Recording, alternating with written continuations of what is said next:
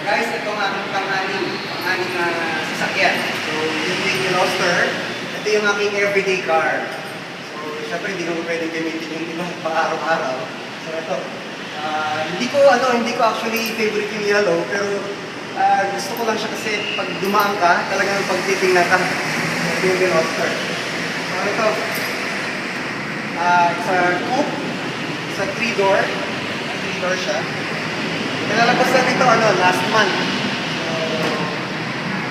So, itong ating team, medyo dumi lang. Plan the Great. Ito yung ating grupo, Plan the Great. Okay? Turbo siya. So, 3-door siya. And, pero sobrang bilis.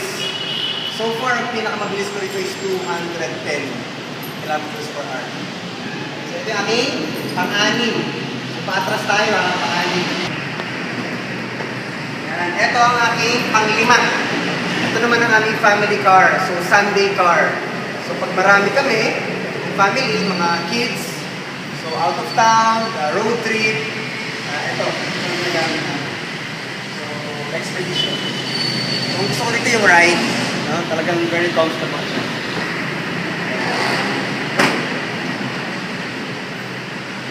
Okay? So, yung pang-apat. Ito ang aking naman pang-apat na sasakyan. So, hindi lang ulit. Okay, so sabi nila, hindi rin bagay sa akin kasi ang liit ko daw, laki ko ng sasakyan ko. Sabi ko, pag wala ka talaga yan, hindi talaga bagay sa yan. Pero pag meron ka, makakasanayan na. Tama? Kaya bagay na rin. So, usually, dito sa Pilipinas, pag may hammer, yan, sa politician, artista, at talagang big business people lang. Pero isa po ako sa nagkaroon ng hammer sa A-Global, pang-apat na po ako. Okay, so meaning posible, A-Global. Okay? Lugo natin. Clan the Great of the Clan the Great.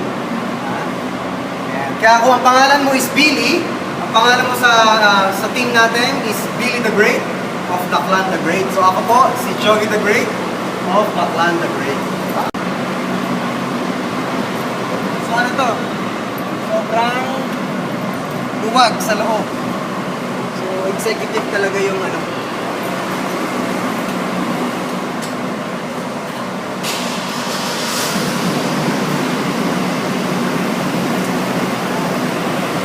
Diba, Pogi?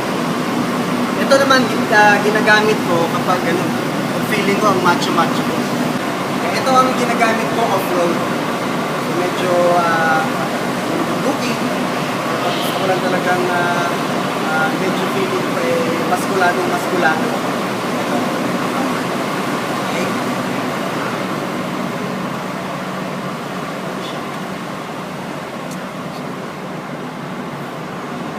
Yung isa kong downline na si Jun Nagaraw, meron din ganito, hammer. So, itim naman. So, meaning, hindi porket ako apply, ako lang. So, downline ko, meron din. Kaya ikaw, pwede ka rin magkaroon.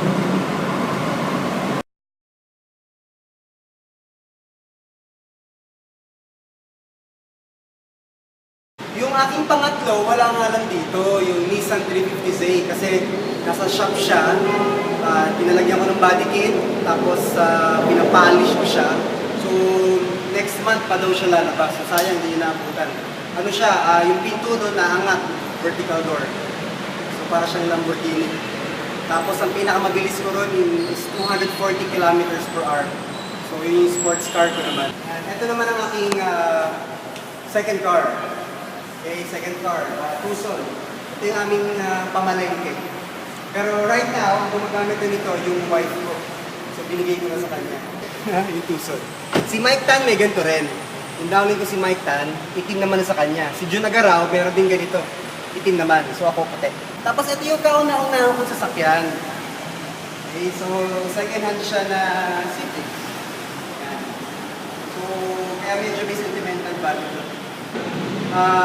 Kung kailan ka magkakaroon ng first car mo. Pero once you got your first car, diretso na siya. Okay, so parang sa global, no? Yung first million mo, yun yung pinakamahirap. Pero once na-hit mo yung first million mo, yung second, third, fourth, sobrang bilis na, no?